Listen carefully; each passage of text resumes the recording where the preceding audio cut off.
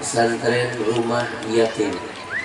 Orang tua kita Bapak Haji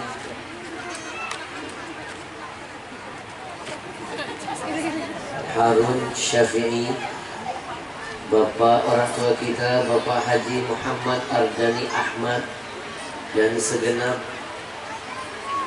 adat Bapak Kunanto ST, dan segenap keluarga besar pondok. Kita doakan dulu semua para ulama kita, Allah sehatkan badannya, panjangkan umurnya, kuatkan imannya, jaga semangat istiqamahnya ya Rabbal. Saya titipkan ilmu tambahan, jangan malas-malas menjawab amin, amin, amin, amin. Setiap kali telinga kita mendengar ada doa kebaikan keluar dari mulut siapapun. Ad-da'i wal mu'ammin syarikani fil ajr. Orang yang berdoa dan yang mengaminkan doa, dua-duanya dapat pahala yang sama. Ketika yang berdoa doanya diijabah, maka yang menjawab amin dapat jatah bagian yang sama. Terlambat. Hadir bersama kita ada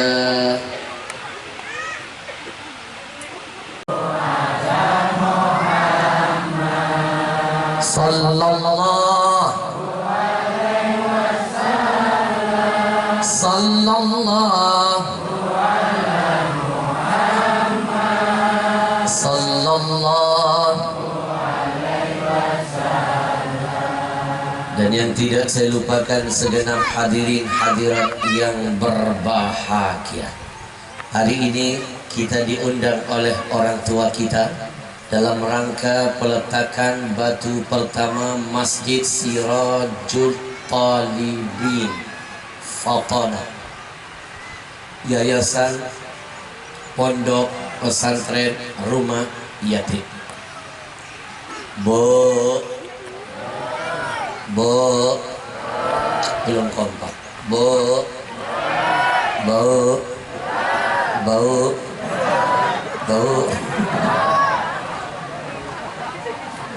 kita doakan mudah-mudahan lahir dari pondok ini insya Allah santri, siswa yang benar dan pintar.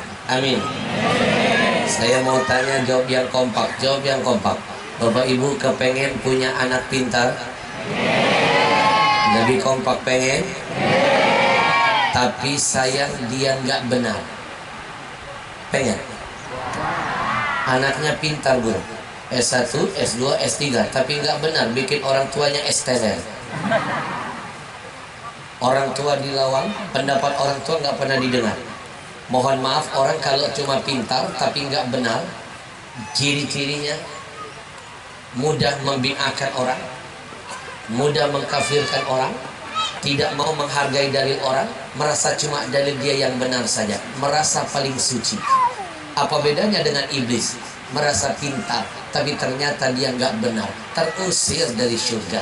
Saat itu yang kita butuhkan untuk menenangkan langkah menuju alam barzakh, anak yang soleh dan salehah. Dia tuntun kita untuk menyebut lafaz tauhid. Dia talkinkan kita. Dia genggam tangan kita yang terasa dingin. Dia usap keringat kita. Dia bisikan ke telinga kita, dia tenangkan kegelisahan kita. Ayah, ibu, tenanglah. Kematian bukanlah sesuatu yang menakutkan bagi orang beriman. Kematian gerbang untuk bisa melihat sosok yang ayah cintai. Ayah akan berjumpa dengan Allah dan Rasul. Ayah tenanglah, saya akan tuntun ayah dengan kalimat tauhid ini. Bukankah Nabi berjanji siapa yang tutup mata menyebut kalimat la ilaha illallah dakhalal jannah. Ayah, dulu ayah ajarkan kalimat ini kepada saya. Izinkan sekarang saya mempraktekkan apa yang ayah ajarkan untuk menitipkan kunci surga buat ayah. Ia tuntun kita. La ilaha illallah. La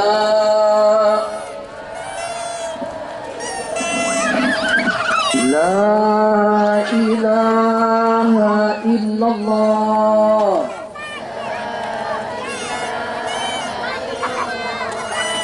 La ilaha illallah. Muhammadur Rasulullah sallallahu alaihi wasallam. Kalimat haqqin 'alaiha nahya wa 'alaiha namut wa 'alaiha nahum insyaallah. Amin amin amin amin amin ya rabbal. Tertutup mata kita.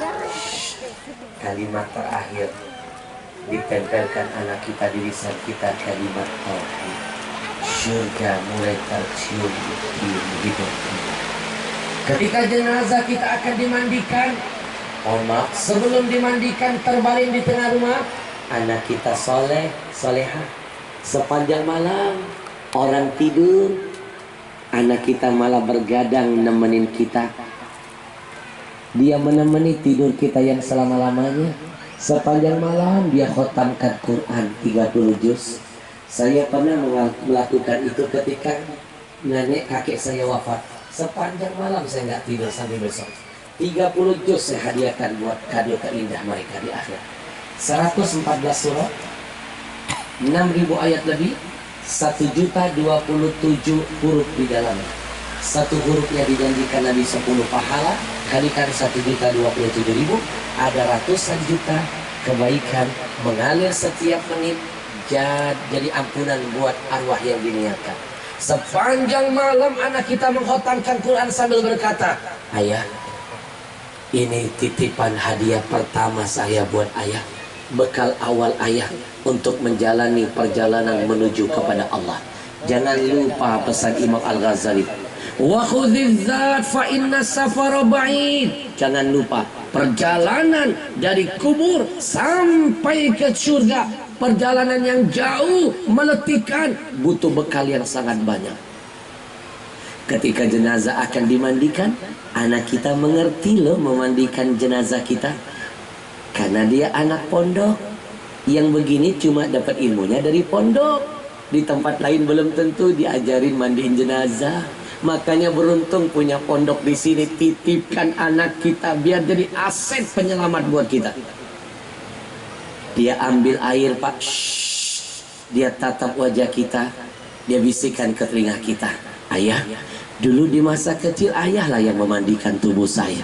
Hari ini Allah takdirkan saya yang memandikan jasad ayah.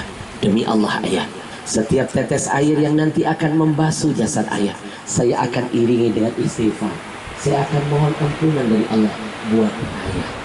Dia bukan cuma bersihkan tubuh kita. Jenazah akan dikafankan. Anak kita belajar di pondok dulu bagaimana cara kain yang akan menutup, membungkus aurat ayah dan ibu. Saya akan iringi dengan istighfar. Memasukkan ke dalam keranda. Semua orang sudah siap melepaskan kita dengan sholat jenazahnya. Anak kita tampil jadi imam kita.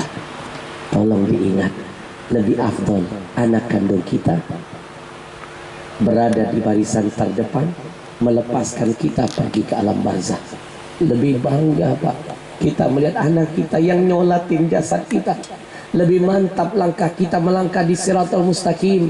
Sebelum diangkat takbir dia berkata, ayah terima kasih, ini hasilnya. Ayah menyekolahkan saya ke pondok, ayah mendekatkan saya dengan pengajian, ayah mengajarkan saya dengan kebaikan. Ini hasilnya ayah. Ayah, saya akan jadi imam buat jasad ayah. Demi Allah, ini bukan doa dan sholat saya terakhir. Setiap kali saya sholat, dalam sujud akhir saya akan panggil nama ayah. Saya akan hantarkan doa istighfar buat ayah. Dia angkat takbir, Allahu Akbar. Begitu takbir terdengar, seketika kita sebagai mayit akan merasa lega, bangga memiliki aset yang tidak ternilai, anak-anak soleh dan solehah. Siapkan payung sebelum hujan. Siapkan anak-anak soleh dan solehah sebelum ajal menjemput kita. Astaghfirullah Rabbal